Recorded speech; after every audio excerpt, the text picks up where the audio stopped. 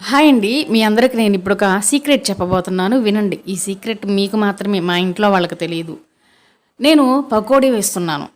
చూస్తున్నారు కదండీ! ఏంటమ్మా పకోడీ వేయటం సీక్రెట్ అనుకుంటున్నారా? లేదండి, ఉండండి. యాక్చువల్‌గా ఆ రోజు కర్రీ ఏం చేయాలి అని ఆలోచిస్తుంటే ఇంట్లో ఒక పాలకూర కట్టుంది. నేను మా పిల్లల్ని ఈరోజు పాలకూర కట్టుందమ్మా కర్రీ చేస్తాను అన్నాను. పో మమ్మీ ఆకుకూర ఎవరు తింటారు నాకొద్దు అన్నారు. వీళ్ళ పని ఇలా ఉందా అని చెప్పేసి చక్కగా 4, 5 టమోటాలతో పచ్చడి చేసేసి వాళ్ళకి తెలియకుండా ఆ ఒక్క ఆకుకూర అంటే పాలకూర కట్టతో పకోడీ వేస్తున్నాను. చాలా టేస్టీగా ఉంటాయండి. క్రిస్పీ క్రిస్పీగా వస్తాయి. ఒక్కటి కూడా మిగిల్చకుండా తినేస్తారు. అంత బాగుంటాయి. ఒకసారి మీరు కూడా ట్రై చేయండి. మరి ఏంటమ్మా మాకు ప్రాసెస్ చూపించట్లేదు కదా అనుకుంటున్నారా?